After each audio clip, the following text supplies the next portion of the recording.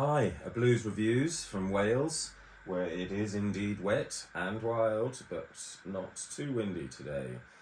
Here with my dog Wiley, who is chilling out, wondering what the heck I'm doing, talking to a small black box, but such is the life of pets.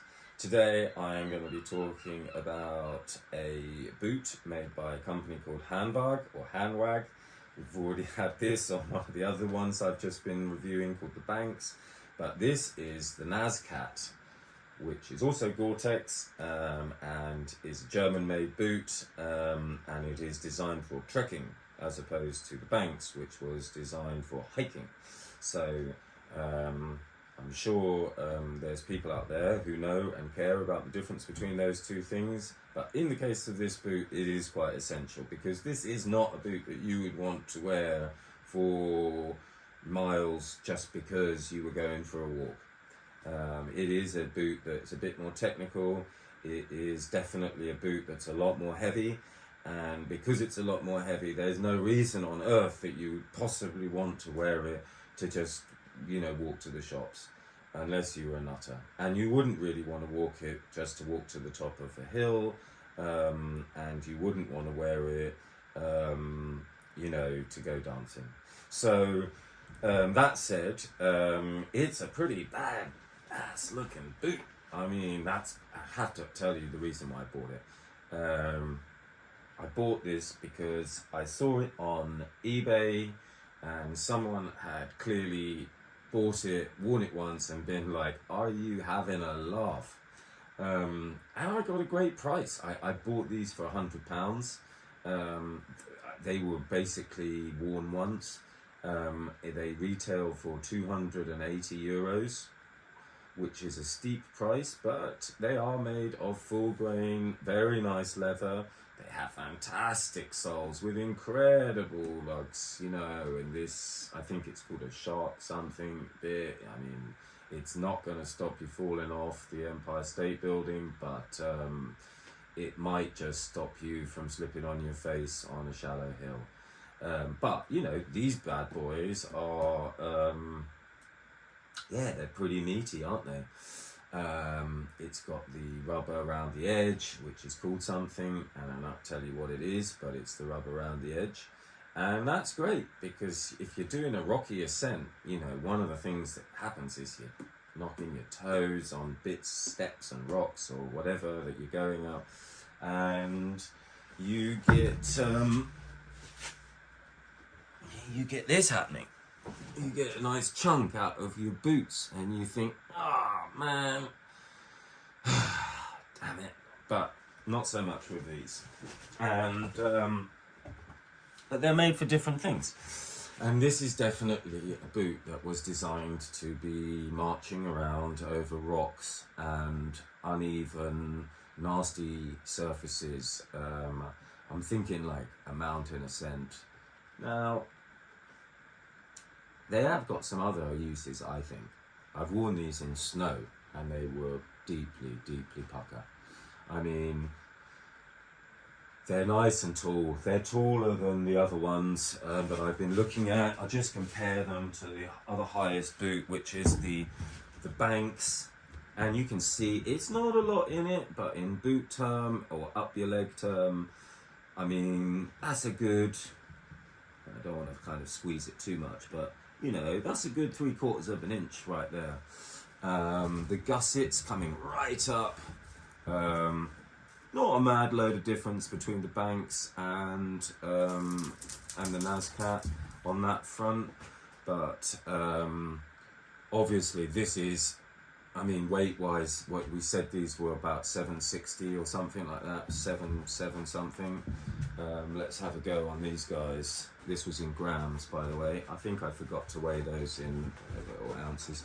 But in grams, the Nazcats coming in at 854, and the Banks were coming in at 726. So, there's 125 or whatever it is in it. And again, the Dana Mountain 600s were 500 and something. So we've got light, medium, heavy, and So that's something to definitely think about. But you know, if you were going over some serious gnarly terrain, then actually having the solidity of these and stuff, I think you'd be more enamored by that than you would be by having something that's sort of getting lashed up and destroyed by just the terrain that you're going through. Now, clearly, a lot of people are not going to be doing mad mountaineering, and I'm not. And as I said, I bought these because they were just too sexy not to, in my opinion.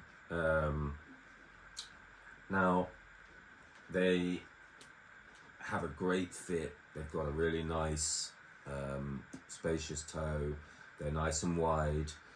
I've got quite wide feet. No, I'm not. I don't fall into the I need specialty wide, but I've got wider feet, and definitely haven't got narrow toes. From my experience now with 2 pairs of Hanwags, I definitely think that their shape of shoe is good for people who have slightly wider, larger feet. As I said in the other review of the Banks, Hanwag is a brand closely associated with Lowe's, which comes from Germany. They were both brothers that made boots. One went his way, the other went the other way. And stylistically, from my point of view, I'm much more into the Hanwag, but it is a lot less known than his brother's boots. And I'm sure they had a few squabbles.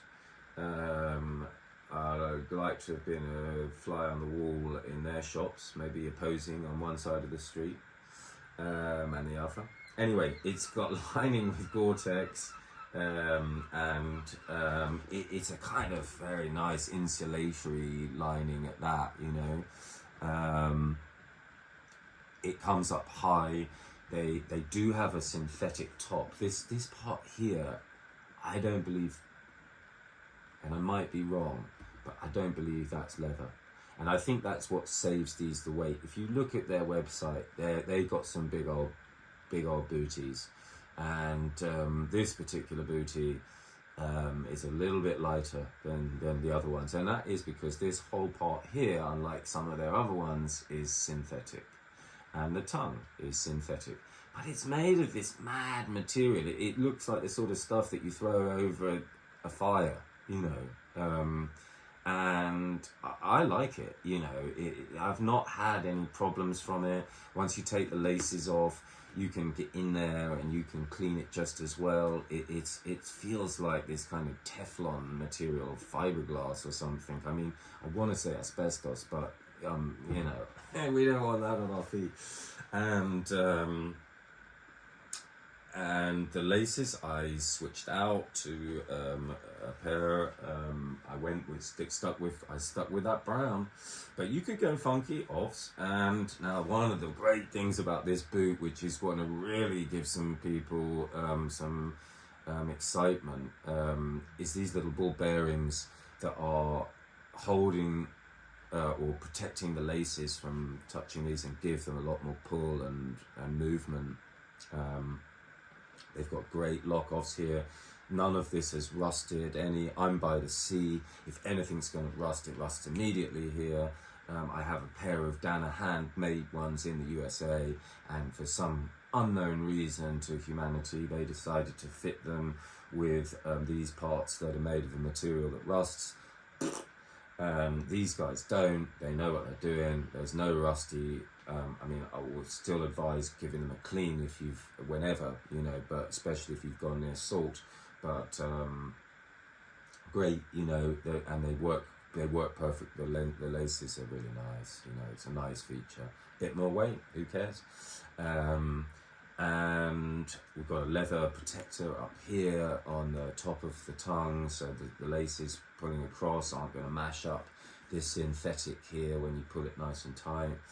I also treated these with G-Wax, which is a type of beeswax that's used in the UK quite a lot for boots, but in America there's a few different brands. They're all I'm sure much for muchness. It's whatever you prefer. I actually also put a little bit on this synthetic. Why not? You know, it did change the look of it slightly. I kind of prefer it. It darkened the colour a bit. They were a little bit more ginger before, and now they're a bit more brown. And you can't argue with that. Brilliant. Yeah, I love these boots, and I don't wear them enough because I don't do anything hardcore enough for them, but I'm ready. I am ready. I know, in deep snow as well, these would be really fun, and you'd feel pretty good in these guys. I feel like you could take these on a ski holiday with you and wear them around town. They'd be wicked for that, you know, and you wouldn't look like a nonce. So that's good too. I really recommend these boots if you can find a pair that's cheaper than 280, which 280 is a lot if you're not going to wear them. So that's it. That's what I recommend.